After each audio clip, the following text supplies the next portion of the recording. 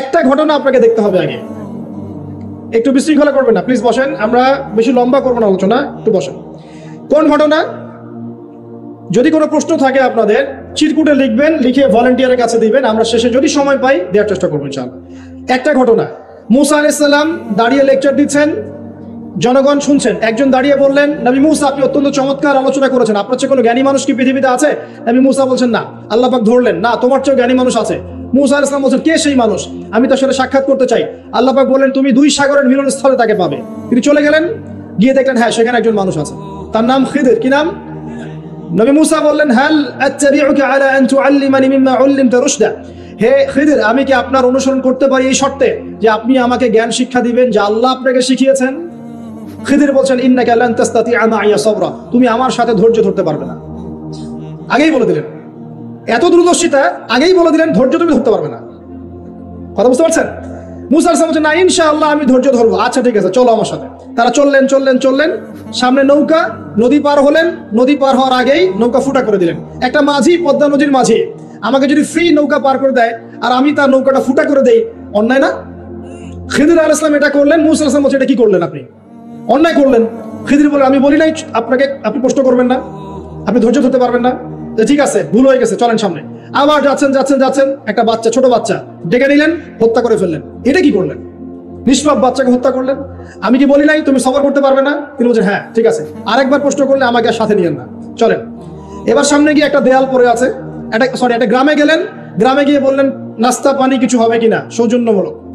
কেউ কোনো নাস্তা পানি দিল না, কোনো সৌজন্যমূলক আচরণই করলো না।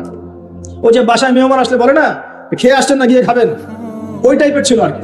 তো যাই হোক, তিনি দেখলেন যে ওদের একটা দেয়াল পড়ে গেছে বেচারা, ওই দেয়ালটাকে তিনি আবার শক্ত করে নির্মাণ করে রেখে দিলেন। মুসা আলাইহিস সালাম বললেন যে এটা কি করলেন? নাস্তা পানিও দিল না, ভালো ব্যবহারও করলো না, আপনি উল্টা তার এই উপকার করলেন বিনা পারিশ্রমিকেই। কিছু আজর নিতেন তাহলে তো ভালো হতো। তো খিদির আলাইহিস সালাম বলেন, এটা হাদা ফিরাকু বাইনি ওয়া বাইনাক, আমার আর তোমার মাঝে এখন ফিরাক, পার্থক্য হয়ে গেল, আর আমাদের পথ চলা হলো না। তবে যাওয়ার আগে আমি জানিয়ে দিই, ওই নৌকা ফুটা করেছিলাম এই কারণে, যদি ফুটা না করতাম তাহলে জলদস্যু নৌকাটা নিয়ে যেত। ফুটা করে দিয়েছি, এই খারাপ নৌকা তারা আর দিবে না। ঠিক আছে কথা? 2 নাম্বার, বাচ্চাকে যদি হত্যা না করতাম এই বাচ্চা বড় হয়ে বড় কাফের হতো এবং পিতা মাতাকেও কুফরিতে নিয়ে আসতো। এটা আমি আল্লাহর হুকুমে করেছি, একা একা করি নাই। 3 নাম্বার, এই দেয়াল নির্মাণ করেছে এই কারণে, এই দেয়ালের নিচে 2 জন এতিম বাচ্চার রেখে যাওয়া পৈতৃক সম্পত্তি আছে, এটা নির্মাণ করে দিয়েছি, মানুষ এটা সিজ করতে পারবে না, তারা যখন বড় হবে তখন নিবে ইনশাআল্লাহ। তো এই 3টা ঘটনাতে একটু ফোকাস করেন। কোন সূরা আছে এটা? সূরা কাহফ। এই 3টা ঘটনাতেই বাহ্যিক চোখে যা দেখা যাচ্ছে সেটা সত্য নয়, ভিতর থেকে যা দেখছেন সেটা সত্য। কথা বুঝতে পারছেন? তো সূরা কাহফ আপনাকে দাজ্জাল থেকে বাঁচাবে। মানে কি? দাজ্জালীয় ফিতনার যুগে বাইরের চোখে আপনি যা দেখবেন সেগুলো সবসময় সত্য হবে না। রিয়েলিটি আর ভিজুয়াল ওয়ার্ল্ডের মধ্যে আকাশ পাতাল পার্থক্য থাকবে। এটা হচ্ছে দাজ্জালের যুগ। আমি বুঝাতে পারছি না। রিয়েলিটি আপনি দেখছেন বিশ্ব এগিয়ে যাচ্ছে, খুব সুন্দর। বাস্তবতা হচ্ছে যে বিশ্ব এগিয়ে যাচ্ছে আস্তে আস্তে কিয়ামতের দিকে। রিয়েলিটি দেখবেন যে ইকোনমি খুব প্রোগ্রেস হচ্ছে, হ্যাঁ, মানে মানুষের জীবনযাত্রার মান একদম উন্নতির দিকে। বাস্তবতা হচ্ছে পুরো ওয়ার্ল্ডের ইকোনমিক সিস্টেমটা ধ্বংসের মুখে আছে। রিয়েলিটি হচ্ছে বাহ্যিক চোখে আপনি দেখছেন মেয়েরা এগিয়ে যাচ্ছে, ফ্যামিলিস্ট রেভলিউশন, মাথা খারাপ অবস্থা, ঠিক আছে। বাস্তবতা হচ্ছে মেয়েরা জাহান্নামের দিকে এগিয়ে যাচ্ছে। রিয়েলিটি আপনি দেখছেন চোখ দিয়ে যুবকরা খুব এগিয়ে যাচ্ছে, হ্যাঁ, সবাই উচ্চশিক্ষিত হচ্ছে মাশাআল্লাহ। বাস্তবতা কি জানেন? তাদের আত্মাগুলো দিন দিন মরে যাচ্ছে। রিয়েলিটি দেখছেন যে হ্যাঁ, পরিবারগুলো খুব সুখী, আমরা একদম বিল্ডিং তুলতেছি মাশাআল্লাহ, জমি জমা কিনতেছি। বাস্তবতা কি জানেন? পরিবারগুলোতে শান্তি নাই এখন। আমি বুঝাতে চাচ্ছি, দাজ্জালীয় ফিতনার যুগে ভিজুয়াল ওয়ার্ল্ড মানে যা আপনি বাহ্যিক চোখে দেখছেন আর রিয়েলিটির মধ্যে আকাশ পাতাল পার্থক্য থাকবে, ঠিক খিদির এবং মুসা আলাইহিস সালামের ঘটনার মতো। বুঝতে পারলাম? অতএব আপনাকে দাজ্জাল, তার সভ্যতা, তার ফিতনা, তা থেকে বেঁচে থাকার পথ বুঝতে হলে আগে দৃষ্টিভঙ্গি চেঞ্জ করতে হবে। কি করতে হবে? দৃষ্টিভঙ্গি চেঞ্জ করতে হবে। খিদিরের দৃষ্টিভঙ্গি লাগবে। কার দৃষ্টিভঙ্গি? খিদির আলাইহিস সালামের। শুধু বাহ্যিক চোখ দিয়ে দেখলে হবে না, এক্সটার্নাল ভিশন দিয়ে দেখলে হবে না, ইন্টারনাল অবজারভেশনের দরজাটা খুলতে হবে। এখন এটা খুলে আপনি বিশ্বকে দেখেন, পরিবারকে দেখেন, সমাজকে দেখেন, রাষ্ট্রগুলোকে দেখেন, আপনি বুঝতে পারবেন যে ফিতনা কি পরিমাণে ধেয়ে এসেছে। এটাই নবী সাল্লাল্লাহু আলাইহি ওয়াসাল্লাম বলছিলেন, তোমাদের পরে এমন একটা যুগ আসছে, জামানা সাবরিন, এমন জামানা, কঠিন সবরের জামানা, লিল মুতামাসসিকি ফি, সেখানে যদি এই নবী সাল্লাল্লাহু আলাইহি ওয়াসাল্লামের সুন্নাত কেউ ধরে রাখতে পারে, আজরুনা 50 শাহীদা মিনকুম, তোমাদের মধ্যে 50 জন শহীদ সাহাবীর নেকি পাবে ইনশাআল্লাহ। এটা সেই জামানা নয়। ভালো করে খিদিরের চোখ দিয়ে দেখেন, খিদির আলাইহিস সালামকে শুধু বাইরের চোখ দিয়ে দেখেছিলেন, না আল্লাহ পাকের মারিফত দিয়ে দেখেছেন? আল্লাহ পাকের নূর দিয়ে দেখেন নাই? মুসা আলাইহিস সালাম নবী হয়েও বুঝতে পারছেন না কেন এটা করেছেন, কেন বাচ্চা হত্যা করছেন, কেন নৌকা ফুটা করলেন, কেন আপনি দেয়াল নির্মাণ করছেন, কিন্তু খিদির আলাইহিস সালাম আল্লাহ পাকের নূর দিয়ে দেখছেন, তিনি বুঝতে পারছেন দূরে কি হতে যাচ্ছে। তো সবাইকে খিদির হতে পারবে? খিদির হতে না পারলে কি আপনি ঘ্রাণ পাবেন? আপনি সেটা দেখতে পারবেন না যা খিদির দেখছেন, আপনি সেটা শুনতে পারবেন না যা খিদির শুনেছেন। আপনি যদি খিদির আলাইহিস সালামের মতো হতে পারেন, আপনি এমন কিছু উপলব্ধি করবেন। আমার বেশি বেশি কোরআন তেলাওয়াত লাগবে। কি লাগবে? কোরআন তেলাওয়াত শুধু মৌখিক ভাবে না, অর্থ বুঝে পড়ার চেষ্টা করতে হবে। মৌখিক করলে নেকি পাবেন ঠিকই, কিন্তু অর্থ বুঝে না পড়লে আপনি পথ খুঁজে পাবেন না। 5 নম্বর লাগবে আমাদের সবার হালাল রিজিক। কোন রিজিক? সুদ ঘুষ দুর্নীতির কাছে যাওয়া যাবে না। 6 নম্বর লাগবে আমাদের আত্মশুদ্ধি। আত্মশুদ্ধি মানে কলব পরিষ্কার করতে হবে। কলব পরিষ্কার করার জন্য লাগবে বেশি বেশি আল্লাহর জিকির, ইলম অর্জন করা এবং আল্লাহওয়ালা মানুষের সোহবতে পড়ে থাকা। একা একা নূর অর্জন করা যাবে না।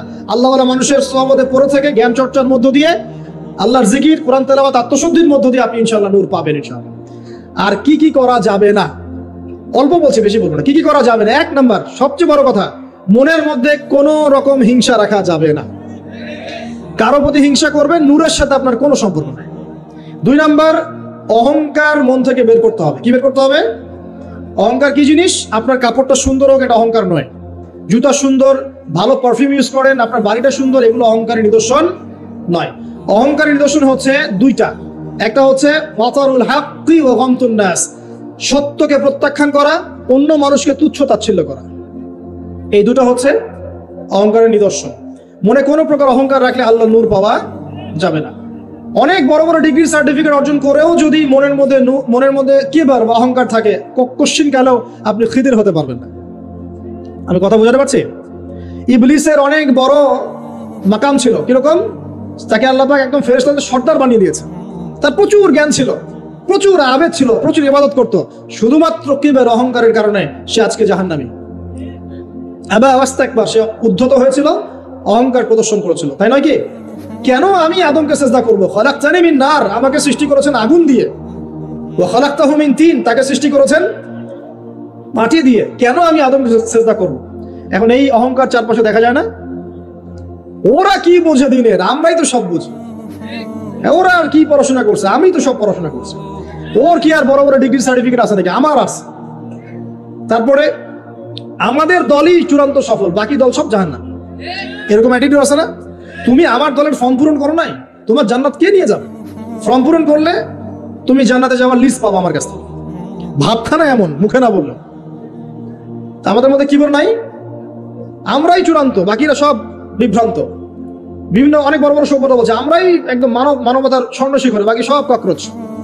এই কিবার যার মধ্যে আছে সে কোশ্চিন কালে নূর পাবে না। আর কি করা যাবে না? 1 নাম্বার হিংসা, 2 নাম্বার কিবার, 3 নাম্বার অপবাদ। কারো উপর মিথ্যা অপবাদ দেওয়া যাবে না। কারো প্রতি মিথ্যা অপবাদ দিলে আপনি আল্লাহর নূর পাবেন না। 4 নাম্বার হচ্ছে পরশ্রী কাতরতা। কার উন্নতি দেখছেন খুব জ্বলে, উন্নতি অগ্রগতি প্রগতি দেখছেন খুব জ্বলছে, এই পরশ্রী কাতরতা থাকলে কোশ্চিন কালে আল্লাহর নূর পাবেন না।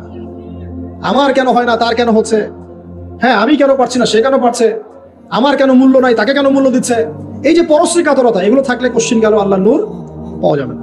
আরেকটা বিষয় বলবো যে গীবত তহমত, একটা কথা, গীবত তহমত এবং গীবত তহমত বেশি করে বললাম, আর বাকি যত কবিরা গুনাহ আছে, এই যে সুদ বলেন, জেনা বলেন, দুর্নীতি বলেন, অন্যের সম্পদ আত্মসাৎ বলেন, বড় বড় কবিরা গুনাহ যেগুলো আছে, এগুলোর সাথে স্পেশালি গীবত তহমত যদি থাকে, আল্লাহর নূর পাওয়া যাবে না।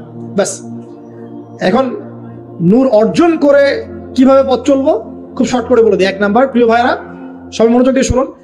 সবাইকে, আমাদের সবাইকে, যদি আমরা কি ইসলামের বিজয় চাই? আমরা কি সবাই জান্নাতে যেতে চাই?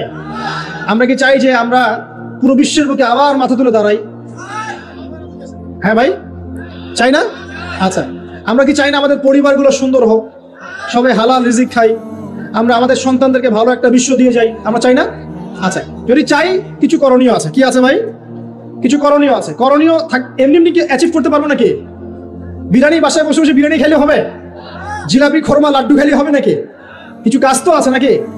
কাজ করবেন তো ইনশাআল্লাহ। 1 নাম্বার হচ্ছে জ্ঞান অর্জন, জ্ঞান অর্জন এবং জ্ঞান অর্জন।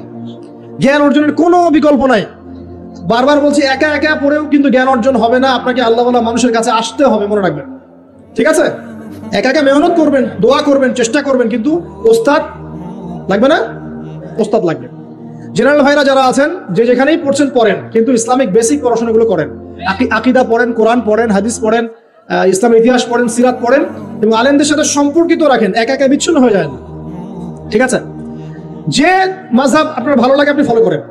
আমি আপনাকে এগুলো নিয়ে কথা বলতে আসিনি, আমি জাস্ট বলতে আসছি যে আপনি যেখানেই থাকেন দ্বীনের জ্ঞানের চর্চা করেন। আপনার দৃষ্টিভঙ্গি আল্লাহ পাক উদার করে দেবেন ইনশাআল্লাহ, ঠিক আছে? যে সালাফি হন, আহলে হাদিস হন, মাযহাব ফলো করেন, যাই হন আপনি, যেটাই হন, হকপন্থী হন, আপনি সত্যের পথে থাকেন এবং ওলামায়ে কেরামের সাথে সহবতে থাকেন। আর নিজেকে চূড়ান্ত একদম জান্নাতি মনে করবেন না। এমন হতেই পারে যে আপনার মধ্যে যে যতটুকু জ্ঞান আছে এর চেয়েও বেশি জ্ঞান অন্য কারো কাছে থাকতে পারে। অতএব সবার ক্ষেত্রে আপনি একটু উদার হওয়ার চেষ্টা করেন, আল্লাহ পাক আপনার কলবে নূর দিবে ইনশাআল্লাহ, তাসকিয়া দিবে ইনশাআল্লাহ। 1 নাম্বার জ্ঞান। 2 নাম্বার হচ্ছে আমল বাড়ানো। বেশি বেশি ব্যক্তিগত আমল বাড়াতে হবে। পারবেন ইনশাআল্লাহ? সময় নষ্ট করা যাবে না প্রিয় ভাইরা, বেশি বেশি ব্যক্তিগত আমল বাড়াতে হবে। নামাজ বাড়িয়ে দেন, রোজা বাড়িয়ে, দান সদকা বাড়িয়ে দেন।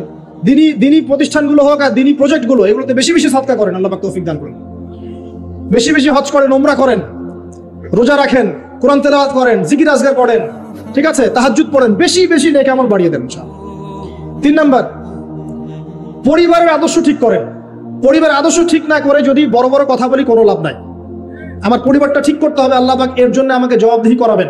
হ্যাঁ, অনেক চেষ্টা করার পরেও যদি ঠিক না হয়, সেটার বিচার আলাদা। নূহ আলাইহিস সালাম 950 বছর দাওয়াত দিয়েছেন, তার একজন ছেলে ইসলাম কবুল করেনি। তো এখন কি নূহ আলাইহিস সালাম দোষী? তিনি কি দোষী?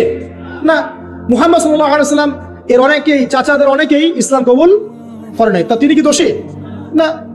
আপনি চেষ্টা করবেন পরিবারকে পরিপূর্ণ ইসলামী পরিবেশে রাখার, শরঈ পর্দায় রাখার, এবং আমাদের পরবর্তী প্রজন্ম যারা আছে, আমাদের ছেলেমেয়েরা, এদেরকে অবশ্যই ইসলামের সুশিক্ষায় শিক্ষিত করবেন ইনশাআল্লাহ।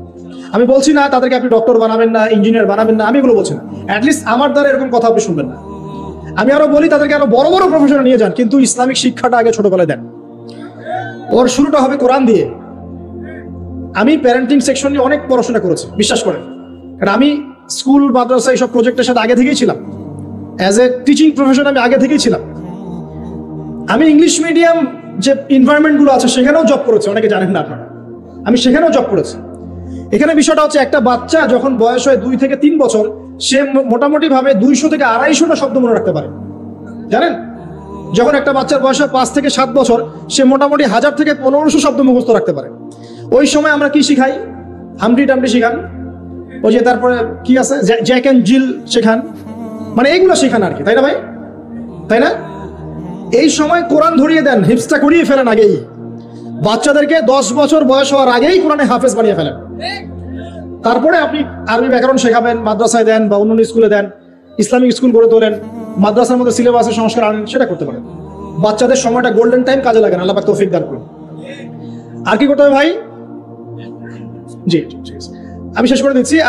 করণীয় বলছি, 1 নাম্বার কি ভাই? জ্ঞান অর্জন। 2 নাম্বার আমল বাড়িয়ে দেওয়া। 3 নাম্বার এই যে পারিবারিক আদর্শ সুন্দর করা। 4 নাম্বার আগামী প্রজন্মকে মানুষ করে যাওয়া। লাস্ট পয়েন্ট, সেটা হলো আমাদেরকে আল্লাহ পাক কিছু প্রতিভা দেন নাই ভাই। কেউ হয়তো ভালো লিখতে পারে, কেউ ভালো বলতে পারে, কেউ হয়তো ভালো অ্যাসোসিয়েট করতে পারে, কেউ মসজিদ ভালো বুঝে, মাদ্রাসা ভালো বুঝে। এক এক মানুষকে আল্লাহ পাক এক একটা পটেনশিয়াল দিয়েছেন। আজকে আপনি আয়নার সামনে দাঁড়িয়ে অনেস্টলি আপনি আপনার প্রতিভাটা খুঁজে বের করবেন। আপনাকে আল্লাহ পাক কি জন্য পৃথিবীতে সৃষ্টি করেছেন, কি আছে আপনার মধ্যে যেটা অন্যের মধ্যে নাই? পারবে না? প্রত্যেকটা মানুষকে আল্লাহ পাক কোনো না কোনো পটেনশিয়াল দিয়েছেন, প্রতিভা দিয়েছেন, ঠিক আছে? আপনাকে অনেস্টলি খুঁজে বের করতে হবে আপনি কোন দিকে ভালো, কোন দিকে আপনি সেরা। আপনি কি ব্যবসা ভালো বোঝেন? আপনি কি ফাইন্যান্স ভালো বোঝেন? আপনি কি ভালো লিখতে পারেন? আপনি কি ভালো কবিতা আবৃত্তি করতে পারেন? আপনি কি ভালো উপন্যাসিক? কোনো না কোনো প্রতিভা আপনার মধ্যে আছে না? আছে ভাই। Be confident. আপনি আত্মবিশ্বাসী হন না কেন? এত হীনমন্যতা কেন? আপনার মধ্যে অনেক কিছু আছে ইনশাআল্লাহ। এই যে মোটিভেশনাল স্পিকার বলছেন, আমি তো আসলে মোটিভেট করি আপনাদেরকে। অবশ্যই কোনো না কোনো পটেনশিয়াল আপনার মধ্যে আছে। অনেস্টলি সাহসের সাথে আয়নার সামনে দাঁড়িয়ে যান, দেখেন, এবং আয়নার সামনে দাঁড়িয়ে আপনার দোষগুলো খুঁজে বের করবেন। কোন কোন দোষ আপনার মধ্যে আছে? কোন কোন দোষ আছে? আপনি কি মাদক দ্রব্য সেবন করেন? আপনি কি জেনায় লিপ্ত আছেন? আপনি কি অন্য কারো উপরে পলিটিক্যাল পাওয়ারে জুলুম করেছেন? আপনি কি অন্যের সম্পদ আত্মসাৎ করেছেন? আপনি কি ঘুষ দিয়েছেন? আপনি হিসাব করবেন নিজের আমলনামা, আমরা হিসাব করবো না। ওই যে একজন আমাকে ফোন করে হেভি একটা গালি টালি দিয়ে বললো যে আমি আপনার দোষ ধরিয়ে দিলাম, কারণ আয়না আয়না হচ্ছে মুমিন ভাই, মুমিন ভাইয়ের আয়না। এই জন্য আয়নার মতো আমি আপনার দোষটা ধরিয়ে দিলাম বলছে। তা আমি বললাম ভাই একটা কথা বলি, তাহলে কিছু মনে করেন না। ঠিক আছে বলেন। আমার ওস্তাদ আমাকে শিখিয়েছিলেন ছোটবেলায়, একজন মুমিন আর একজন মুমিনের আয়না ঠিক আছে, কিন্তু আয়না কখনো কথা বলে না, আয়না চুপচাপ নিজের চেহারা দেখিয়ে দেয়। কথা বুঝতে পারছেন? আয়না কিন্তু কথা বলে না এত বেশি, আয়না আপনাকে চুপচাপ নীরবে আপনার দোষটা দেখিয়ে দিবে। আপনার এখানে কেটে গেছে, আয়নার সামনে দাঁড়ালেন, ও শেভ করার কাটার কথা বলছি না, আবার শেভ করতে যায় না আমার গাল, কেটে গেছে, আয়নার সামনে দাঁড়ালেন, আয়না কি বলবে এই তোমার গাল কাটা? আয়না কথা বলবে? আয়না নীরব থাকবে, কিন্তু আপনি ঠিকই বুঝে যাবেন আপনার কথা সমস্যা। এই হলো আয়না। মুমিন ভাই যে মুমিন ভাইয়ের আয়না, এর ব্যাখ্যা হচ্ছে এটা। ওই যে অল্প বিদ্যা থাকলে এরকমই হয় মানুষের। তো দুটা কথা বলি। আল্লামা রুমি বলেছেন যে তুমি শব্দ দিয়ে যুদ্ধ করো। কি দিয়ে? শব্দ দিয়ে। বজ্রপাত দিয়ে যুদ্ধ করো না। বজ্রপাত মানে চিৎকার চেঁচামেচি করে না মানুষ, বজ্রপাত দিয়ে যুদ্ধ করো না, কারণ বজ্রপাত দিয়ে কখনো গোলাপ ফুল ফোটে না। তিনি বলছেন তোমরা গাছের মতো হয়ে যাও, পাতাগুলোকে ঝরে পড়তে দাও, চুপচাপ গাছের মতো দাঁড়িয়ে থাকতে, এত লম্ফজম্ফ না, নিজের দোষগুলোকে আস্তে আস্তে আপনি ঝরিয়ে ফেলে দেন। তিনি বলছেন একটু উঁচু লেভেলে কথাই বলো আর কি। তিনি বলছেন যে ইসলামিক ফিলোসফার ছিলেন তিনি একজন। তিনি বলছেন যে তুমি অন্যকে আলো দিতে চাও, তাহলে তোমার নিজেকে আগে পুড়ে ছাই হতে হবে। কারণ কি? কারণ মোমবাতি যখন অন্য কাউকে আলো দেয়, তার আগে নিজে সে পুড়ে ক্ষয় হয়ে যায়। কত গভীর কথা না? আপনি মানুষের কল্যাণ করতে চান, আগে নিজেকে ত্যাগ স্বীকার করা শিখতে হবে, স্ট্রাইভ করা শিখতে হবে। আল্লাহ পাক তৌফিক দান করবেন। 5 নম্বর যেটা ছিল কি ভুলে গেলাম, কি বলছিলাম 5 নম্বরটা? হ্যাঁ, আমাদের যতটুকু প্রতিভা আছে এই প্রতিভাটাকে দিয়ে ইসলামের খেদমতে কিছু না কিছু করতে হবে। কিচ্ছু পারেন না, একটা এতিমখানা করেন, বিধবা নারীদের জন্য কিছু করেন, একটা বৃদ্ধাশ্রম করেন, একটা মসজিদ করেন, একটা মাদ্রাসা করেন, একটা সামাজিক সংগঠন করেন, মানবতামূলক কাজ, সেবামূলক কাজ হবে, সোশ্যাল কাজ করেন, যা পারেন ভাই দিনের জন্য কল্যাণ করা হয় সেটাই করেন ইনশাআল্লাহ। এবং উম্মার মাঝে বিভক্তি সৃষ্টি করতে যাবেন না, সবাইকে ঐক্যবদ্ধ করার চেষ্টা করেন। আর যারা বিভক্তি সৃষ্টি করছে এবং ভেতরে ঢুকে ইসলামের ক্ষতি করছে, এদেরকে খুব খেদিরের মতো দৃষ্টি নিয়ে দেখবেন, এদেরকে টোটালি সমাজ থেকে বয়কট করে দেবেন ইনশাআল্লাহ। আমরা থাকি বা না থাকি, নসিহতগুলো থাকবে ইনশাআল্লাহ, এবং এইভাবেই ইনশাআল্লাহ তাআলা প্রজন্মের পর প্রজন্ম এগিয়ে যাবে ইনশাআল্লাহ আযজা ওয়া জাল। আল্লাহ রাব্বুল আলামিন আমাদের সবাইকে জ্ঞান অর্জন করার তৌফিক দান করুন।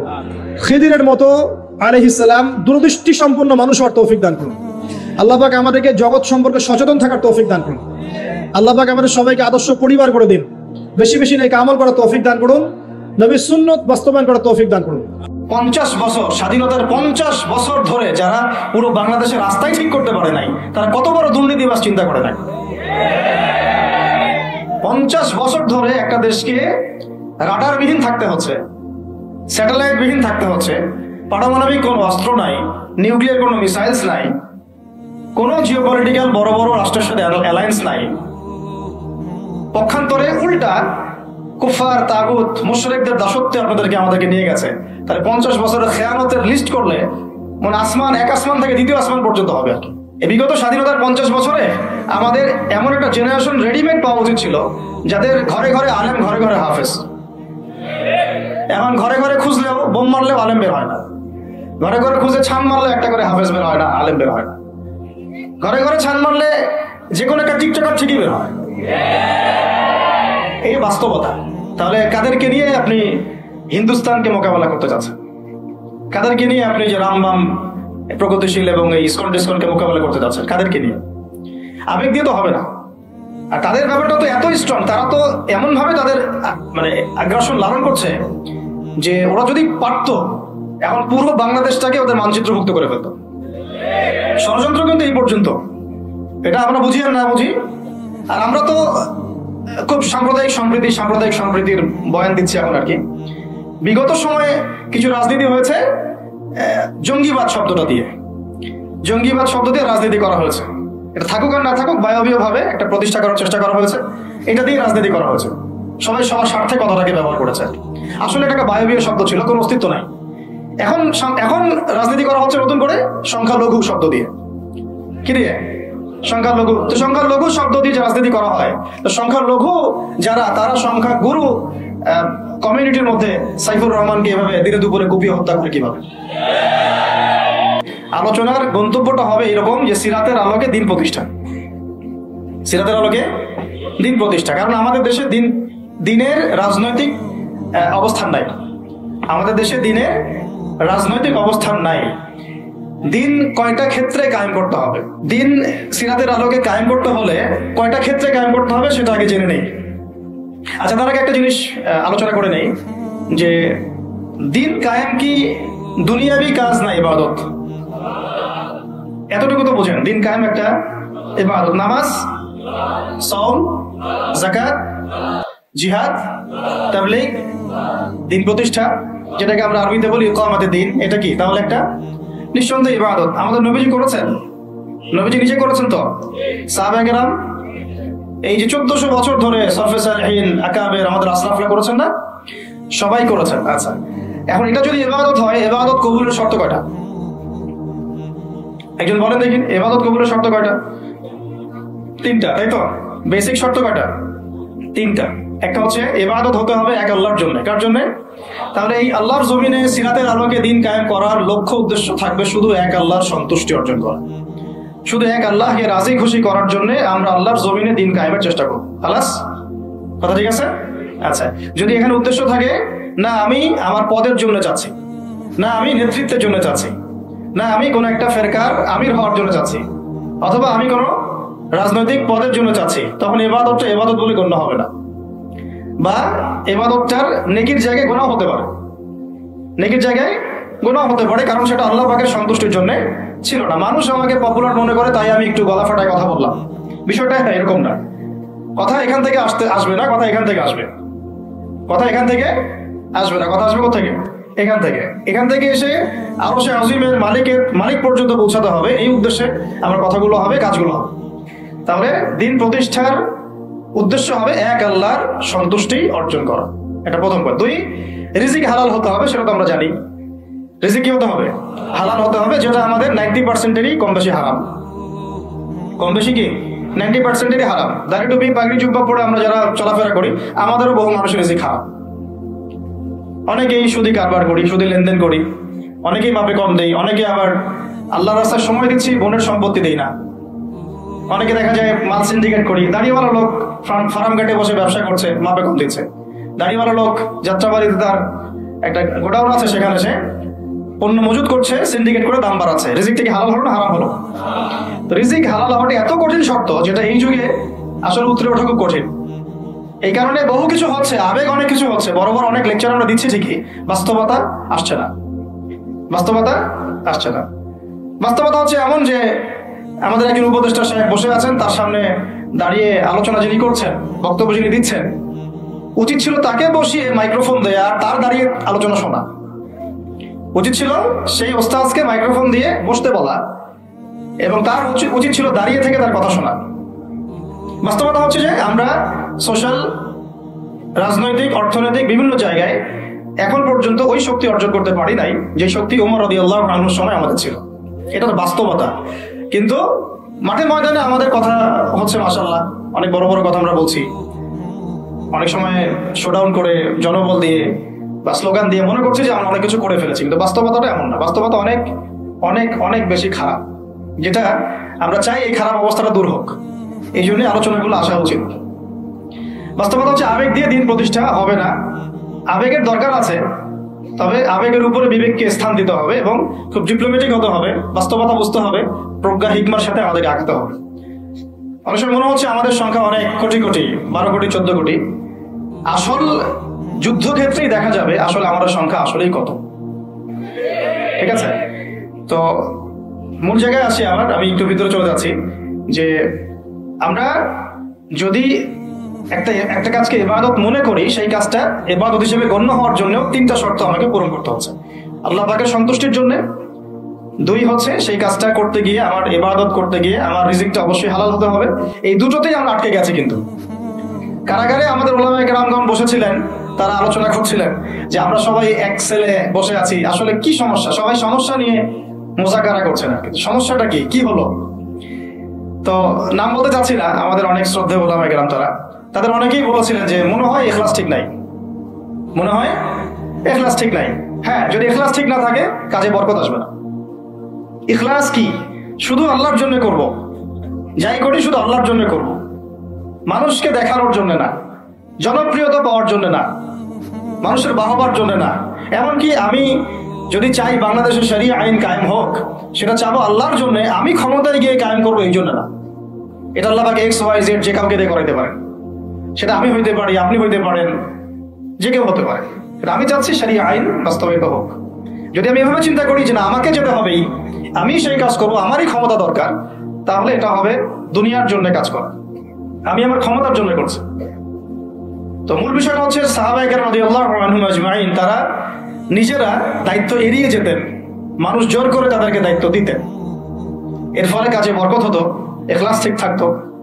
তারা দিনের বেলা ঘোড়সাওয়ার থাকতেন, রাতের বেলা দরবেশ থাকতেন। এই জন্যই দেখা যায় যে উমর রাদিয়াল্লাহু আনহুর খেলাফতের সময় একটা বকরির বাচ্চাও না খেয়ে মারা যায় নাই। সুবহানাল্লাহ। আর একটু আগে তো আপনাদেরকে একটা এক্সাম্পল দিলাম যে আপনাদের 3 বারের রাস্তাঘাটের কি অবস্থা। তাহলে 50 বছর, স্বাধীনতার 50 বছর ধরে যারা পুরো বাংলাদেশের রাস্তায় ঠিক করতে পারে নাই, তারা কত বড় দুর্নীতিবাজ চিন্তা করে নাই। 50 বছর ধরে একটা দেশকে রাডার বিহীন থাকতে হচ্ছে, স্যাটেলাইট বিহীন থাকতে হচ্ছে, পারমাণবিক কোনো অস্ত্র নাই, নিউক্লিয়ার কোনো মিসাইলস নাই, কোনো জিওপলিটিক্যাল বড় বড় রাষ্ট্রের সাথে অ্যালায়েন্স নাই। পক্ষান্তরে উল্টা কুফার, তাগুত, মুশরিকদের দাসত্বে আপনাদেরকে আমাদেরকে নিয়ে গেছে। তাহলে 50 বছরের খেয়ানতের লিস্ট করলে মানে আসমান, এক আসমান থেকে দ্বিতীয় আসমান পর্যন্ত হবে আর কি লিস্টটা।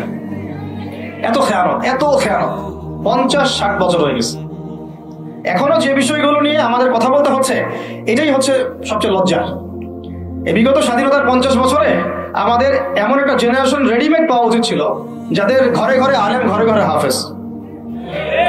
এখন ঘরে ঘরে খুঁজলেও, বোম মারলেও আলেম বের হয় না, ঘরে ঘরে খুঁজে ছান মারলে একটা করে হাফেজ বের হয় না, আলেম বের হয় না।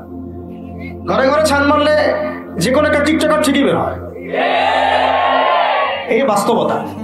বাস্তবতা আর আমাদের স্বপ্নের মধ্যে আসমান জমি পার্থক্য আছে, এগুলো হাসির কোনো বিষয় না, এটা হচ্ছে বাস্তবতা। মানে পুরো প্রাইমারি স্কুল থেকে শুরু করে প্রাইমারি স্কুলের শিক্ষক, প্রাইমারি স্কুলের টিচার এবং স্টুডেন্ট, হাই স্কুলের স্টুডেন্ট, হাই স্কুলের টিচার, অনার্সের স্টুডেন্ট, অনার্সের টিচার, মাস্টার্সের স্টুডেন্ট, মাস্টার্সের টিচার, তারপরে BBA MBA, তারপরে আপনার প্রাইভেট ইউনিভার্সিটি ইত্যাদি ইত্যাদি, ইভেন BCS সেক্টর, শিক্ষা কমিশন, MP মন্ত্রী, পার্লামেন্ট, সবগুলোকে যদি একটা জায়গায় আপনি বসান, সবাইকে 15-16 কোটি মানুষকে একটা জায়গায় বসান, দেখবেন যে এদের 90% কোরআন তেলাওয়াতি করতে পারেন। 50 বছর হয়ে গেছে স্বাধীনতা। তাহলে কাদেরকে নিয়ে আপনি হিন্দুস্তানকে মোকাবেলা করতে চাচ্ছেন? কাদেরকে নিয়ে আপনি যে রামবাম, প্রগতিশীল এবং এই ইসকন টিসকনকে মোকাবেলা করতে চাচ্ছেন? কাদেরকে নিয়ে? আবেগ দিয়ে তো হবে না।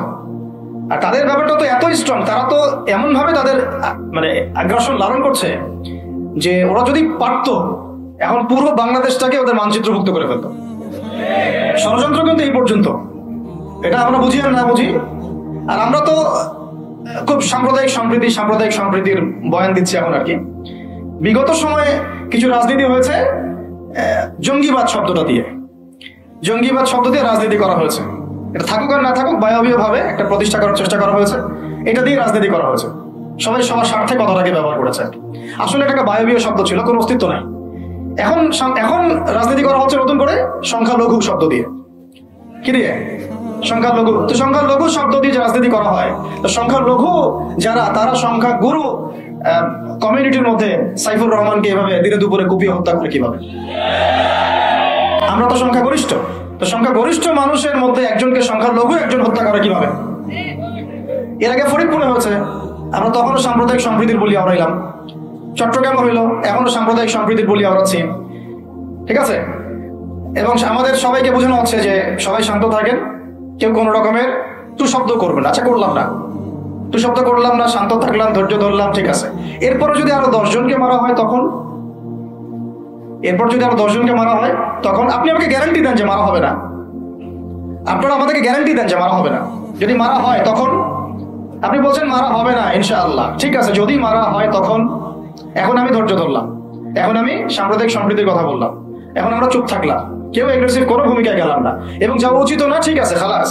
আর আপনি আমাকে গ্যারান্টি দেন এই ঘটনাগুলো আগামীতে ঘটবে না। প্রশাসন গ্যারান্টি দেন সরকারে যারা আছেন গ্যারান্টি দেন, দিতে পারবেন? যদি দিতে না পারেন কেন পারবেন না? যদি দিতে না পারেন তাহলে গ্যারান্টি কেন দিতে পারবেন না? তার মানে আপনার প্রশাসন ফেল করেছে এখানে। সেই ভাইকে হত্যা করা হয়েছে, সেই ভাইয়ের হত্যাকারী যদি 20 জন 30 জন হয়, প্রশাসনের পক্ষে এটা কোনো বিষয় না 30 জনকে কারাগারে নিয়ে আসা এবং আচ্ছা মতো রিমান্ডে সিদ্ধ ডিম ঢোকানো, কোনো বিষয় না। রিমান্ডে ওলামায়ে কেরামের পা ভেঙে দিতে পারেন, তাহলে এটা কেন পারছেন না? তাহলে আপনারা আসলে আমাদেরকে কানাকে মক্কা দেখাচ্ছেন, আপনারা কানাকে মক্কা দেখাচ্ছেন, এই তো। এখন যদি গ্যারান্টি না দিতে পারেন তার মানে এই সমস্যাটা থাকতে পারে। গ্যারান্টি না দিতে পারার অর্থই হচ্ছে আপনি নিজেই ভয় পাচ্ছেন, নিজেই আপনি শিওর না যে সমস্যাটা আসবে কিনা। কারণ আপনি জানেন যে আমি সমস্যাটাকে ডিল করতে পারি নাই, আসতেও পারে, এই জন্য আমি গ্যারান্টি দিতে পারছি না। আমাদের উপদেষ্টাদেরকে বলেন গ্যারান্টি দিতে যে এরকম ঘটনা আগামীকাল কখনো ঘটবে না। আমরা তো সবাই শান্ত আছি, কেউ তো একটা টোকাও পর্যন্ত দেয়নি, কাউকে দিয়েছেন?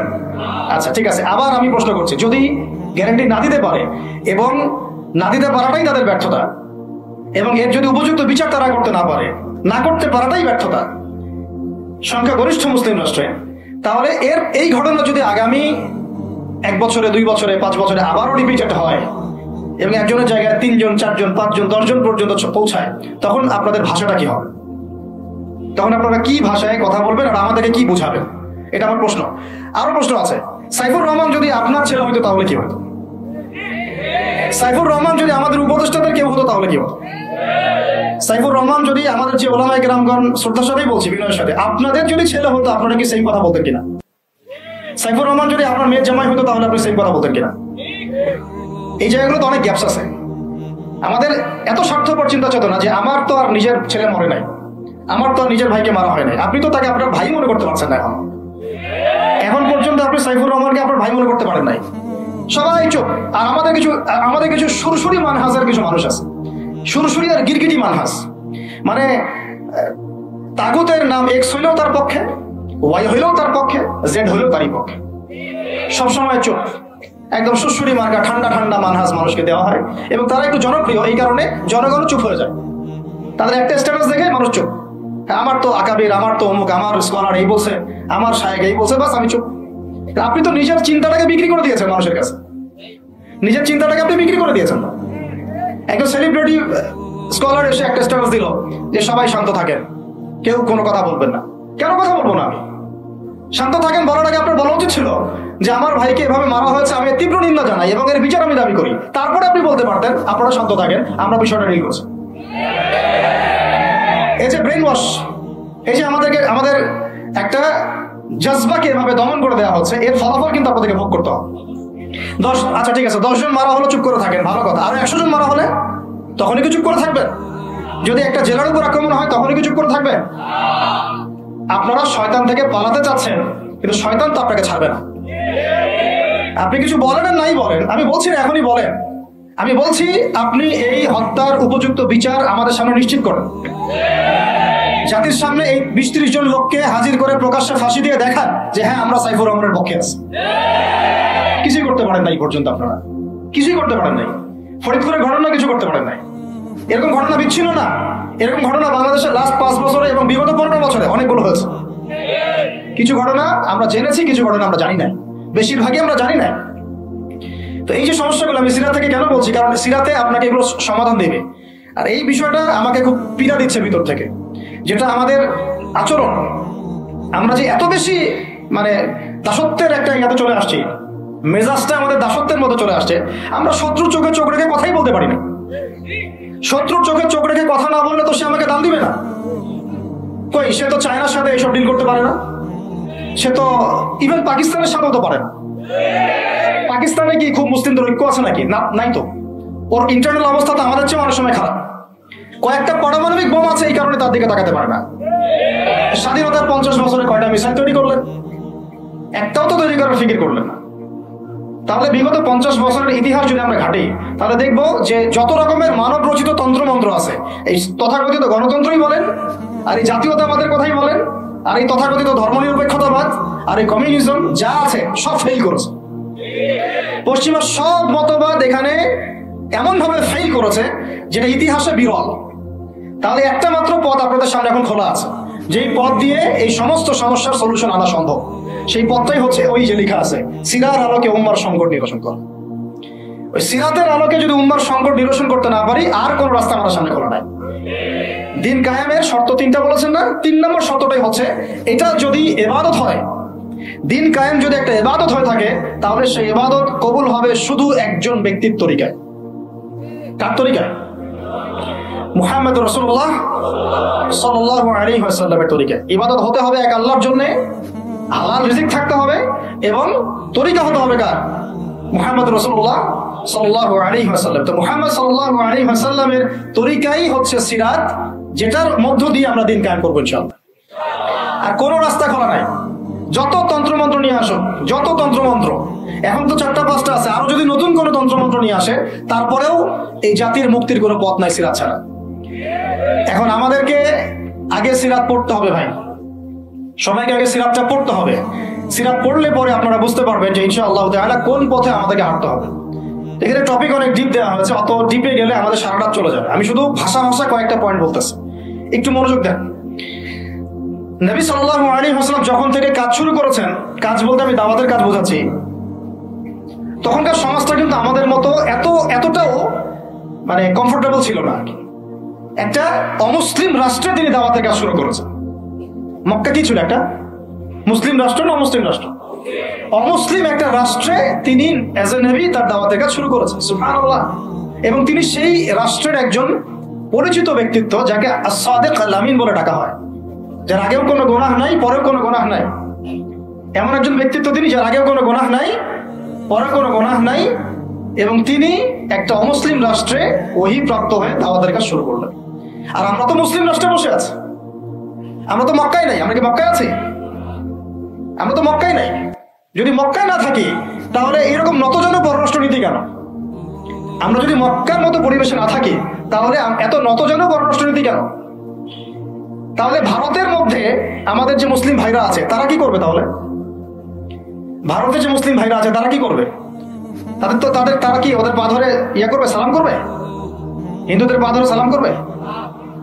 বলেন তো। আমরা তো একটা মুসলিম রাষ্ট্রে আছি, তো মুসলিম রাষ্ট্রে থাকতে এত নতজন পররাষ্ট্রনীতি কেন? এত দাসত্বের শৃঙ্খল কেন? তো তিনি দাওয়াতের কাজ শুরু করেছেন প্রথম কি দিয়ে, এটা একটা ফ্যাক্ট। আমরা আসলে আলোচনাগুলো আপনাদের চাইতে তাদের শোনা দরকার, যারা আলোচনা যারা করে আর কি। মানে আমি চাই বেশি বেশি তাদের সাথে কনভারসেশন করতে, যারা উম্মাকে নিয়ে ফিকির করেন, দাওয়াতের কাজ করতে চান, বা মুআল্লিম বা আলেম বা হাফেজ, তাদের সাথে কথা বলা দরকার। তাদেরকে আগে বোঝানো দরকার বিষয়গুলো। অনেকেই বুঝেন না। অনেকে বায়াবিও দাওয়াতি কাজ করছেন উইদাউট এনি প্ল্যাটফর্ম। অনেকে দাওয়াতি কাজ করছেন উইদাউট এনি কানেকশন উইথ ওলামা। আলেমদের সাথে কোনো কানেকশন নেই, দাওয়াতের কাজ করতে আসেন, একটা বায়াবিও প্ল্যাটফর্ম ক্রিয়েট করে রাখতেছেন। তো আমাদেরকে আগে তাদের সাথে কথাবার্তা বলা দরকার, যে মৌলিকভাবে আমরা আসলে কিভাবে আগাবো আর কি। প্র্যাকটিক্যাল কথায় আসেন। এই যে আমরা এতগুলো কথা বলছি না, আমি আপনাদেরকে পুরো পথ পদ্ধতি এখানে গিলায় খাওয়াই দিতে পারবো, কিন্তু বিশ্বাস করেন গিলে খাওয়ার পরে আপনি কিছু করতে পারবেন না। কেন নাই? কোনো ফাউন্ডেশন নাই, কোনো সংগঠন নাই, কোনো রাজনৈতিক ক্ষমতা নাই, কোনো রাজনৈতিক দলও নাই, রাজনৈতিক কোনো অ্যাপ্রোচও নাই। কিন্তু একটা সেকুলার রাজনৈতিক দল আপনার চেয়ে ভালো ফিল্ড ওয়ার্ক করতে পারবে, কারণ তার চেইন অফ কমান্ড আছে। আমাদের তাওহীদপন্থীদের কোনো চেইন অফ কমান্ডই নাই।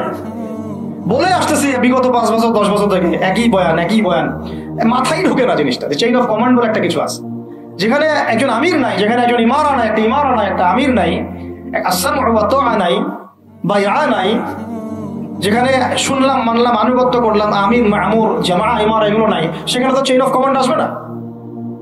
তাবলীগ জামাত কাজ করছে না? করছে কিনা?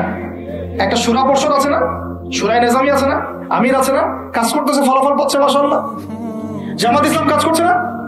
একটা চেইন অফ কমান্ড আছে, প্রত্যেকটা জেলায় জেলায় শাখা আছে, তারা তাদের উপরের লেভেল থেকে কোনো ডিরেকশন আসলে সেটাকে রুট লেভেলে বাস্তবায়ন করছে। তারপরে ধরেন যে ইভেন এই যে আওয়ামী লীগ যে চলে গেল, তার একটা চেইন অফ কমান্ড ছিল না? ছিল কি না? উপরে যে বলতো জঙ্গি, নিজের ওই ব্যক্তিও বলতো হ্যাঁ সেই জঙ্গি, এমন একটা চেইন অফ কমান্ড ওদের ছিল না? এখন বিএনপি যারা রাজনীতি করতেছে ওদের নাই? আছে। এখন আপনি বলেন ইসলামপন্থীদের রাজনৈতিক দল কয়টা? একটা আছে আমাদের শাসনতন্ত্র, একটা হচ্ছে হেফাজত ইসলাম। আর কি হেফাজত ইসলাম তো আসলে কোনো রাজনৈতিক ব্যাকগ্রাউন্ড থেকে আসে নাই, এটা এসেছে আপনারা তো জানেন হিস্ট্রি, কোন প্রেক্ষাপটে এটা তৈরি হয়েছে, শাপলা চত্বরে ঘটনা, তাই না? আর জামাত ইসলাম, আর কথা হচ্ছে যে আমাদের তো মানে পৃথক পৃথক প্ল্যাটফর্মগুলোর মধ্যে একটা ঐক্যবদ্ধ সমন্বয় সবার আগে দরকার। তারপরে আমাদের একটা বৃহত্তর চেইন অফ কমেন্ট দরকার। তখন কি হতো যে উপর থেকে একটা কিছু ছেড়ে দিলে একদম নিচ পর্যন্ত আসতে সময় লাগতো না। এখন এগুলোর বাইরে আবার যারা চান যে না কোরআন এবং হাদিস, ইসলামী ইমান আর শরিয়া এগুলো বাস্তবায়ন হবে, দাওয়াতের সাথে সাথে জিহাদ থাকতে হবে, এবং আমরা কোনো গণতন্ত্র, সেকুলারিজম এইসব পশ্চিমা আদর্শে যাব না, তারা ফেসবুকে বায়োবিও ঘুরে বেড়াচ্ছেন। সবাই ফেসবুকে বায়োবিও ঘুরে বেড়াচ্ছেন, ইউটিউবে ইন্ডিভিজুয়ালি কাজ করছেন, সবার নিজস্ব স্বতন্ত্র মার্কাস, মাকতাবা ইত্যাদি। কোনো সমন্বিত প্রয়াস নাই। এইভাবে তো হবে না। এইভাবে কি হবে? সর্বোচ্চ এককভাবে কিছু দাওয়াত দেওয়া যাবে। কিন্তু নবী সাল্লাল্লাহু আলাইহি ওয়াসাল্লাম ওহী প্রাপ্ত হওয়ার পরেই দাওয়াতের যে কাজ শুরু করলেন, এটাই চেইন অফ কমান্ড। সুবহানাল্লাহ। একটা জামাতের মধ্যে তিনি সবাইকে নিয়ে আসছেন। খেয়াল করে দেখেন, প্রথম ওহী আসলো কি সংক্রান্ত? ইকরা বিসমি রাব্বিকাল্লাযী খালাক। এই তো পড়ুন আপনার রবের নামে যিনি আপনাকে সৃষ্টি করেছে। তো পড়া তিনি কি পড়তে পারতেন? তিনি তো পড়তেও পারতেন না। তিনি তো বলছিলেন যে মা আনা বিকারি, আমি তো পড়তে জানি না। তারপরে তাকেই পড়তে বলা হচ্ছে, আপনি পড়ুন। কারণ এই জ্ঞানতাত্ত্বিক রেভলিউশন ব্যতীত সমাজ সংস্কার সম্ভব না। এখন আমরা সমাজ সংস্কার সবাই করতে যাচ্ছি, কম বেশি সবার জায়গা থেকে। পড়াশোনা কেউ করতে চায় না। আল্লাহর কসম করে বলছি, যারা ইভেন দাওয়াতের কাজ করছে এইসব জায়গায় আমরা যারা দাঁড়ায় আছি না, তাদের অনেকেই ওলামায়ে কেরামের সাথে কোনো তাআল্লুকই নাই, কোনো সিলেবাস নাই, কোনো পড়াশোনা নাই, কোনো ক্রাইটেরিয়া নাই, কোনো অ্যারাবিক শেখার কোনো ফিকির নাই, কোরআন শেখার কোনো ফিকির নাই, তাফসির শেখার কোনো ফিকির নাই। আমি দাওয়াতের কাজ করতেছি, সুবহানাল্লাহ, মানুষ আমাকে সেলিব্রিটি মনে করে, দ্যাটস অল। এভাবে হয়? এভাবে কি দাওয়াতের কাজ হয়? অথচ নবী সাল্লাল্লাহু আলাইহি ওয়াসাল্লামকে আল্লাহ পাক পড়তে বলছেন। তাহলে প্রথম দরকার আমাদের জ্ঞানতাত্ত্বিক রেভলিউশন। যেটা বললাম যে বিগত 50 বছরে অলরেডি আমাদের ঘরে ঘরে একজন করে আলেম, একজন করে হাফেজ থাকা উচিত ছিল। এটা বিগত 50 বছরের শিক্ষা সিস্টেমটা এমন ভাবে সাজানো হয়েছিল যেটা একটা ধর্ম নিরপেক্ষ শিক্ষা সিস্টেম। এটা এই যে একটা ছেলে বসে আছে 30 বছর বয়স, ওর তো অধিকার ছিল যে সে এসএসসি, এইচএসসি, অনার্স মাস্টার্স লেভেলে এসে কোরআনের অর্থ করার যোগ্যতা অর্জন করবে। এটা তার রাইটস ছিল অ্যাজ এ মুসলিম কান্ট্রির একজন সিভিলিয়ান হিসাবে। তার রাইটস ছিল এটা যে আমি একজন মুসলিম কান্ট্রির সিভিলিয়ান, আমার রাইটস আছে স্কুলে গিয়ে কোরআন শেখা, কলেজে গিয়ে কোরআনের তাফসীর শেখা, অনার্স লেভেলে গিয়ে হাদিস পড়তে শেখা, হাদিসের মুতাআলা করা। ইভেন সে মাস্টার্সের পরে ইফতা দেওয়ার মতো যোগ্যতা অর্জন করতে পারতো যদি শিক্ষা সিস্টেমটার মধ্যে সমন্বয় থাকতো। কিচ্ছু করা হয়নি এইসব লেভেলে। 50 বছর ধরে এই জাতিকে শিক্ষার অন্ধকারে রাখা হয়েছে। কওমি মাদ্রাসাগুলো যদি না থাকতো, এই দেশ থেকে ইসলামকে মিটাই ফেলে দিত এরা। এটা বাস্তবতা। শুধু কওমি মাদ্রাসাগুলোর এই মেহনত গুলো যদি না থাকতো, তাহলে অরিজিনাল ইসলামকে তারা মিটাই ফেলে দিত বাংলাদেশ থেকে। ঠিকই আছে এখন, কিন্তু আমি ওইদিকে যাচ্ছি না, ওইটা অন্য আলোচনা। এটা আমাদের ভিতরের কথা হচ্ছে একজন জেনারেল শিক্ষিত ছেলে যে এদেশের মুসলিম নাগরিক, তার রাইটস আছে প্রাইমারি স্কুলে সে কোরআন তেলাওয়াত করা শিখতে পারে নাই। কেন পারে নাই? পিতা মাতাও তো মাশাআল্লাহ সুবহানাল্লাহ সেই কোয়ালিটি। ছেলে 10 বছরে কিছু শিখুক না শিখুক, বাংলা ইংরেজি অঙ্ক তাকে শিখতে হবে। কোরআন হাদিস এগুলো তো কোনো বিষয় না। এগুলো কোনো বিষয় হলো? আপনাদের কাছে আল্লাহর কসম এগুলো দামি নাই। ওই একদিন দুদিন ওয়াজ মাহফিলে আয়েশা আবেগ দেখা, কোরআন হাদিসের পরে যদি মহব্বত থাকতো, ছেলেকে তো আলেম বানাইতেন আপনি, ছেলেকে তো আপনি একজন হাফেজ বানাইতেন কমপক্ষে। আপনি তো ছেলেকে এমন ভাবে গড়ে তুলেছেন আপনার জানাজাই পড়তে পারবে না। তো আমাদের এই স্কুল কলেজ পড়ুয়া ছেলে মেয়েদের রাইটস ছিল এগুলো শিখতে পারে নাই। অনার্সের পরে তার বয়স কত? 20 থেকে 25 বছর। 25 বছরে সে 25টা সূরা জানে না, 25টা সূরার নামই জানে না, 25টা সূরার নাম বলতে পারে না। কোরআন বিধান কায়েম করতে আসছেন আপনি, সুবহানাল্লাহ। 25টা হাদিস বলতে পারেন না, 25 জন নবীর নামও বলতে পারে না। ইভেন আমাদের নবী সাল্লাল্লাহু আলাইহি ওয়াসাল্লামের সিরাতের জীবনীটা, পাতলা কিতাবটাও সে কখনো জীবনে পড়ে দেখে নাই। এই অবস্থা মাস্টার্স ও বিসিএস এর সব জায়গায় একই চলছে। বিসিএস এর যে ভাইবা হয় সেখানে কি ইসলাম ধরা হয়? বিসিএস এর ভাইবা যখন হয় তখন তাকে কোরআন তেলাওয়াত জিজ্ঞাসা করা হয়? তাহলে আপনি কোরআন তেলাওয়াত করতে পারেন না, রাষ্ট্র চালাবেন কিভাবে? কোরআনের সাথে কোনো তাল্লুক নেই। তার মানে আপনাদের কনসেপ্ট হচ্ছে রাষ্ট্র আলাদা, কোরআন আলাদা। মানে রাষ্ট্র চালাতে কোরআন লাগে না, আপনার কনসেপ্ট এটাই। হ্যাঁ, না হলে তো কোরআন আপনি আনতেন, ছিল আছে তাফসীর আনতেন, হাদিস আনতেন, সিরাত আনতেন। আপনার কনসেপ্ট হচ্ছে রাষ্ট্র আলাদা, কোরআন আলাদা, হাদিস আলাদা, এগুলো পড়াশোনা আলাদা, ব্যাংকিং সিস্টেম, ইকোনমিক্স আলাদা, ইসলাম আলাদা, তাই না? রাজনীতি আলাদা, ইসলাম আলাদা, তারপরে সংস্কৃতি আলাদা, ইসলাম আলাদা, শিক্ষানীতি আলাদা, ইসলাম আলাদা। এই কনসেপ্ট হচ্ছে এদেশের 90% মানুষের কনসেপ্ট। এরা সবাই শিরকের মধ্যে আছে, আল্লাহর কসম করে বলতেছে, এরা সবাই শিরকের মধ্যে আছে। এরা সবাই ধর্মনিরপেক্ষ, সেকুলার। বাদ দিয়ে আমরা যারা দাড়ি টুপিওয়ালা কিছু মানুষ আছি, আমরা একটু মৌলবাদী চিন্তা করি আর কি। আমরা চিন্তা করি যে ইসলাম ব্যক্তিগত জীবনেও থাকবে, সংস্কৃতির মধ্যেও থাকবে, শিক্ষানীতিতেও থাকতে হবে, অর্থনীতিতেও থাকতে হবে, ইভেন রাজনীতির মধ্যেও থাকতে হবে। এই কনসেপ্টটা না আসলে এখনো মুসলমান হনই নাই। এই কনসেপ্টটা না আসা মানে এখন পর্যন্ত কালিমা লা ইলাহা ইল্লাল্লাহ এটা বুঝেনি নাই, আপনি মুখে পড়েছেন, দ্যাটস অল। এই কারণেই তো লা ইলাহা ইল্লাল্লাহ পড়ার পরেও মোদির পা চাটেন বসে বসে। এই কারণেই, কারণ ওই লা ইলাহা ইল্লাল্লাহ তো আপনাকে ওটা শিখাই নাই, যে আপনি এক আল্লাহর সার্বভৌমত্বের স্বীকৃতি দেন নাই। এই হলো সমস্যাগুলো। তো সমস্যার গোড়ায় অনেক কথা আছে।